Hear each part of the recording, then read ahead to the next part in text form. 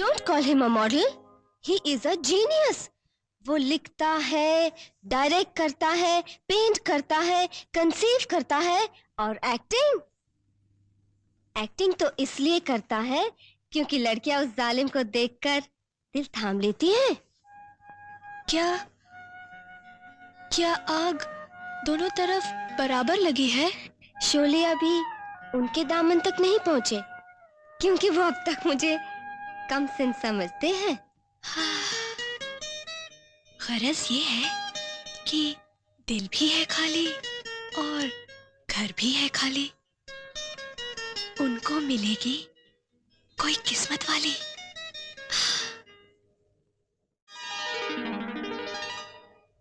साहब, यूनिट के सारे आदमी को खाना खिला दिया। आपका खाना लगा दो साहब? नहीं रहने दो, हम बाद में खा लेंगे। साहब, एक बात पूछूं? पूछो। ये 15-16 घंटे आप काम कैसे कर लेता है साहब? तुम ही बताओ। साहब, दो ही बात हो सकती है साहब। क्या? या तो आदमी के सर पर भूत सवार हो या फिर इशक सवार हो साहब। पढ़े लिखे तुम हो नहीं यार, लेकिन बात हमेशा पते की करते हो। हाँ, मेरे सर पे इश्क सवार है। साहब, मैं आपका पुराना नौकर हूँ। आज तो अपने दिल की बात बता दो। बता दे? हाँ साहब, वो कौन सी खूब सुंदरी है साहब? ठीक है, आज तू पूछ ही रहा है तो बता ही देते हैं। यहाँ हाँ, बताओ साहब। वो खूबसूरत सुंदरी है हमारा काम। Oh God! तुम यहाँ क्या कर रही हो? अरे तुम कहाँ से चली आई? बाहर इतनी बर्फ गिर रही है, अगर सर्दी लग गई तो? सर्दी लगी तो मैं कोई नन्हे बच्चे थोड़ी हूँ जो मुझे तुम तो नानी माँ हो ना। हाँ, चलो घर चलो। अगर दीवान साहब को पता चल गया ना तो वो कहेंगे वो तो बच्ची थी, लेकिन तुम्हें तो ख्याल रखना चाहिए था। डैडी मुझे कुछ नहीं कहेंगे। कुछ नहीं कहेंगे। अरे तो ब्रांडी लाना। अरे डैडी की बच्ची, ना ओवरकोट पहना ना स्वेटर, अगर निमोनिया हो गया तो? हाँ? ओफो, ये लो पी लो।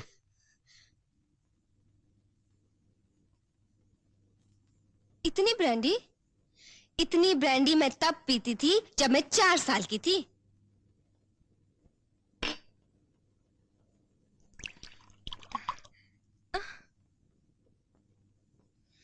जब तुम 17 साल की हो जाओगी ना तब इतनी पीना। How dare you do like that to me? चलो बचपना छोड़ो, घर चलो।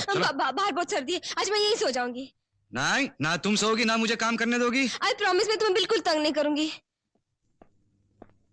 देखो मैं सो गई, अब तुम आराम से काम करना। हाँ? हाय, लगता है आपको हमारा प्रोग्राम कुछ खास पसंद नहीं आया। ये बात नहीं, ऐसा तो लग ही नहीं रहा था कि ये प्रोग्राम कॉलेज की बच्चियां पेश कर रही हैं। तो फिर कैसा लग रहा था? ऐसे लग रहा था जैसे कि चलिए मिस्टर अशोक, खाना लग गया है और लोग आपका इंतजार कर रहे हैं। मौके पर आई आप? मौके पे आने की तो मुझे जवानी से आदत है। वैसे आपको प्रोग्राम कैसा लगा? बिल्कुल आपकी जवानी की तरह।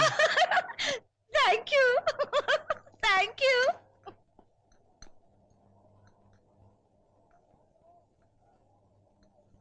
नमस्ते अशोक जी, कैसे आपको हमारा प्रोग्राम कैसा? Hi Asha. Hi Raju, how are you? Long time no see. Thank you. Hello Asha, how are मैं यू? ठीक हूँ, हैप्पी एज ऑलवेज। चलिए मैं आपको आज के चीफ गेस्ट से मिलवाती हूँ। चलिए। Ashok, meet squadron leader Sharma, daddy के बहुत अच्छे फ्रेंड हैं, आजकल यहाँ पोस्टेड हैं। Nice meeting you. My pleasure. लीजिए मिस्टर अशोक, मैंने अपने हाथ से ये प्लेट आपके लिए बनाई है। अरे ये क्या किया मैडम आपने? क्यों, क्या हुआ? ये तो मच्छी बिल्कुल नहीं खाते। इनके लिए तो मैंने खास तौर से दम आलू और नरगिसी कोफ्ते बनवाए हैं, मैं अभी लाई।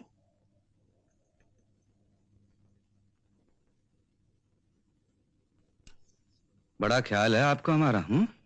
Thank you. बेहतर ये होता कि खुद का भी ख्याल करती। ये बेहुदा ड्रेस और ये डांस घूर रहे थे लोग।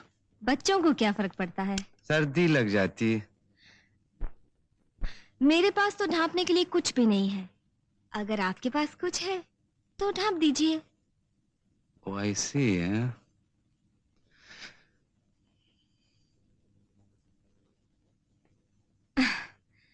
खुश? अब तो इस बच्ची को सर्दी नहीं लगेगी ना?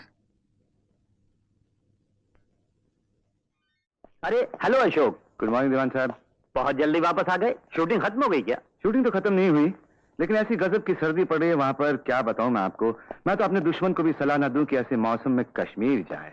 तुम सीधे एयरपोर्ट से यहाँ आ गए? नहीं तो मैं तो घर जाके आ रहा हूँ। तो फिर ये सामान किसका है? मेरा है। अरे अच्छा तू ये अचानक कैसे आ गई? ऐसी गजब की सर्दी पड़ रही वहाँ पर कि क्या बताऊँ मैं आपको। मैं तो अपने दुश्मन को भी सलाह न दूं कि ऐसे मौसम में कश्मीर जाए। अरे कमाल है, ये अशोक भी अभी अभी यही कह रहा था। तुम दोनों एक ही प्लेन में आए हो क्या? एक ही प्लेन में? अगर मैं आती तो ये ना आते। क्यों? अब बात ये है ना डैडी की जगह नहीं थी, एक ही सीट थी। चार्टर करके आई हूँ पूरा प्लेन। अरे लेकिन वो तेरी पढ़ाई का नुकसान नहीं होगा क्या? डैडी, आप हमेशा कहते हैं ना कि मैं आपकी बेटी नहीं बेटा हूँ, और फिर कल मुझे आपका बिजनेस भी संभालना है। ना इसमें कोई शक है कि तू मेरा बेटा है, और ना इसमें कि कल तुझे मेरा बिजनेस संभालना है। तो आप ही सोचिए, जब मुझे कल आपका बिजनेस ही संभालना है तो मैं हिस्ट्री ज्योग्राफी में अपना वक्त बेकार में क्यों जाया करूं? और फिर अशोक जैसा अपना इतना अच्छा सिखाने वाला कहाँ मिलेगा? क्यों अशोक? अगर तू यही चाहती है तो यही सही। अशोक, आशा की ट्रेनिंग शुरू कर ही दो। हाँ, जो कम। चलिए पहला सबक आज ही शुरू करते हैं। Good evening. Good evening. बाबू जरा कुछ देर के लिए बाहर जाओ, मैं आप लोगों का भी बुलाता हूं। चलो सब लोग बाहर चलते हैं। चलो चलो। हो सकता है कि पहला सबक सीखने के लिए इन सब के सामने तुम्हें जरा सी शर्म आए। देखो, तुम्हारा ये बचपना कब छूटेगा? हमेशा बचपना ही कहोगे, कभी प्यार का नाम नहीं दोगे? ये प्यार नामुमकिन है आशा। तुम्हारे और मेरे बीच में हैसियत की दीवार खड़ी है, और मैं दीवान साहब को अच्छी तरह जानता हूं। जिस दिन उन्हें इस प्यार का पता चलेगा वो मेरे सीने में गोली डाल देंगे। मगर क्यों? इसलिए क्योंकि उन्होंने मुझे फुटपाथ से उठाया। फुटपाथ पर तो हजारों लोग होते हैं अशोक, वहीं पैदा होते हैं वहीं पर मर जाते हैं, लेकिन उनमें से डैडी ने तुम्हें क्यों उठाया? क्योंकि वो अच्छी तरह जानते हैं कि तुम में टैलेंट है, हुनर है। तुम उनके नौकर नहीं, उनके दाहिने हाथ हो अशोक। दीवान साहब अपना दाहिना हाथ काट लेना पसंद करेंगे, लेकिन उसे अपनी इकलौती बेटी का हाथ देना पसंद नहीं करेंगे। ये जानकर भी कि उनकी बेटी बैठते उठते सोते जागते आंखों में सिर्फ तुम्हारी तस्वीरें घूमती रहती है। हर तस्वीर के दो पहलू होते हैं। इस तस्वीर का एक पहलू तुम देख चुकी हो आशा, तस्वीर का दूसरा पहलू नहीं देखा तुमने। अशोक, क्या तुम किसी दूसरी लड़की से प्यार करते हो? ये मेरा रिवॉल्वर लेकर कहाँ जा रही है? मैं विनी की जान ले लूंगी डैडी। पागल हो गई हो क्या? मैं सब कुछ जानती हूँ। ट्रेन में अशोक पर हमला, उसके माँ बाप की हत्या, अशोक का अचानक गुम हो जाना, ये सब उसी का किया है। इसका ये मतलब तो नहीं कि तुम जानबूझकर अपने आप को मौत के हवाले कर दो। मैं अशोक के लिए अपनी जान भी दे सकती हूँ डैडी। मैंने आज तक आपको कुछ नहीं बताया, लेकिन मैं और अशोक एक दूसरे से बहुत प्यार करते हैं। बेटी, मैं तुझे हर वो चीज दे सकता हूँ जो इस दुनिया में मौजूद हो। मैं खुद अशोक के लिए बहुत परेशान हूँ। यहाँ तक कि उसे ढूंढने के लिए मैंने एक प्राइवेट डिटेक्टिव तक रख लिया है, जिसका कोई मिशन आज तक फेल नहीं हुआ, ये भी नहीं हुआ। हमें रणवीर कहते हैं। यही है वो डिटेक्टिव। अशोक जहां कहीं भी हो, हम उसे ढूंढ निकालेंगे। तुम अशोक को ढूंढ निकालो, मैं तुम्हें मुंह मांगा इनाम दूंगी। वादा आसान है, वादे की वफा मुश्किल है। याद रहेगा ना यह वादा? हमें वादा करना भी आता है और निभाना भी। सब कुछ देख कर मौत की ये आवाज इस घर में कैसे आई? जीवन जितना आप इतने घबराए हुए क्यों नजर आ रहे हैं दीवान साहब? इस गाने से कोई आपका ताल्लुक है? अशोक, कहाँ खो गए थे तुम? मैं तुम्हें ढूंढ ढूंढ कर हार गई। कितने दिनों से तुम्हारा इंतजार कर रही थी कि तुम आओ तो तुम्हें खुशखबरी सुनाओ। खुशखबरी? हाँ, मैंने डैडी को सब कुछ बता दिया, अपने बारे में, तुम्हारे बारे में, अपने प्यार के बारे में। तो क्या बोले आपके डैडी? डैडी ने कहा कि वो मुझे हर वो चीज दे सकते हैं जो इस दुनिया में मौजूद है। कैसे देंगे वो चीज जो इस दुनिया में मौजूद ही नहीं? छोड़ो ये जज्बाती बातें। जानते हो तुम्हारी वजह से मेरा कितना नुकसान हुआ है? मेरी वजह से जो कुछ भी हुआ है उसमें आपका नुकसान भी शामिल है। हाँ, विनी ने तुमसे अपनी इंसल्ट का बदला लेने के लिए मेरे कारोबार का सत्यानाश कर दिया है, मेरे सारे क्लाइंट छीन लिए। अगर यही हालत रही तो चंद ही रोज में हम नमक के एक एक दाने के लिए मोहताज हो जाएंगे। दीवान साहब, मुझे नमक का जायका ही नहीं, मुझे नमक की कीमत भी मालूम है। विनी आपके रास्ते से हट जाएगी, चाहे मुझे उसके कदमों में अपना दिल ही क्यों ना डालना पड़े, चाहे मुझे उससे प्यार ही क्यों ना करना पड़े। नहीं अशोक नहीं, ये क्या कह रहे हो तुम? तुम्हारा प्यार खो गया तो मैं जिंदा नहीं रह सकूंगी।